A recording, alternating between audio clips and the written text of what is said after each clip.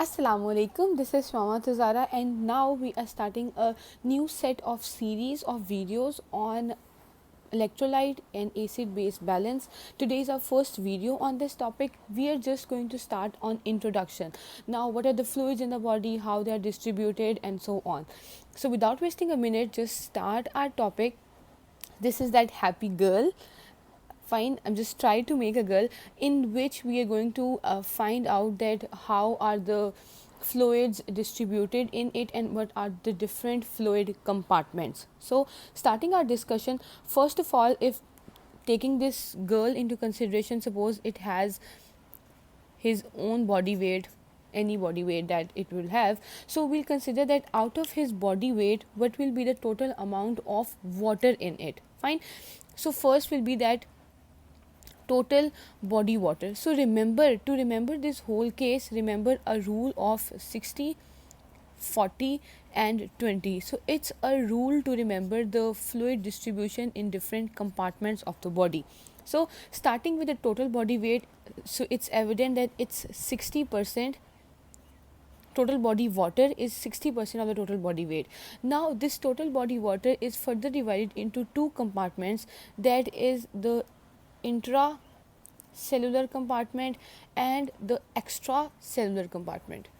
Fine, so this 40-20 ratio, that 40% will be the intracellular compartment and 20% of the fluid will be in the extracellular compartment. Fine, now this extracellular compartment that is outside the cells is in two major divisions. First is it is present within the vessels, and that we call plasma.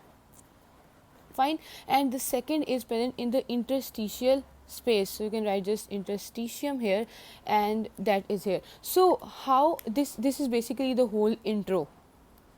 Fine, now the out of this total body water, that is 60%, 1/12 of the total body water is present in the vessels, and 1/4 of total body water is present in this interstitium. Fine, and out of this extracellular, this ratio or this fraction is out of this total body water, and out of this 20% in the vessels and in the interstitium. Fine, one, I'll write with another marker so it's just clear that out of this 20%, 1/3 is present in the plasma water, and remaining 2/3 is present in the interstitium.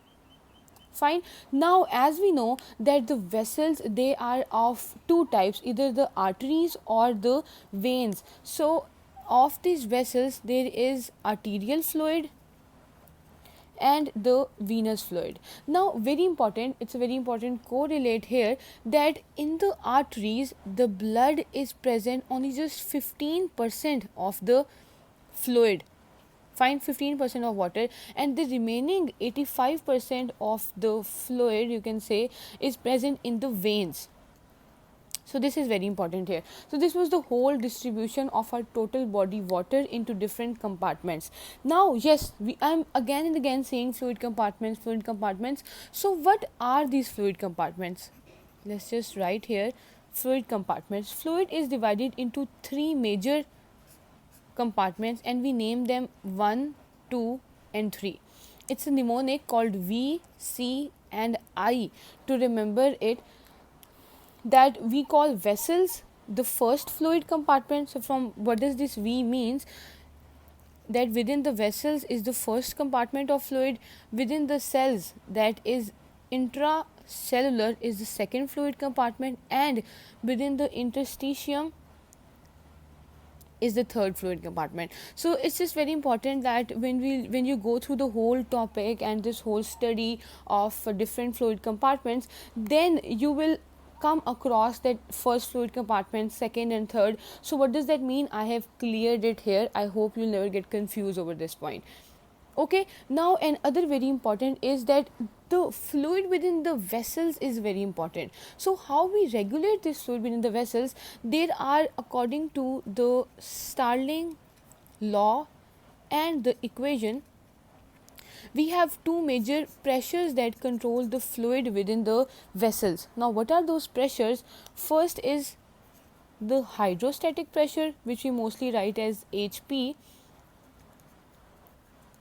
and second is the oncotic pressure. Now, talking about the hydrostatic pressure, suppose this is a blood vessel.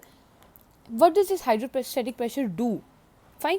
So, suppose this is a blood vessel and blood volume is increased within the blood vessels, resultantly blood pressure will be increased, and what will happen, that the hydrostatic pressure within this vessel will increase. And whenever the hydrostatic pressure is increased, what will happen, that it will draw the fluid out of the vessels. Fine. So what will happen, that the fluid will start to leak from the vessels in the interstitial space and into the cells whenever there is rise in the hydrostatic pressure.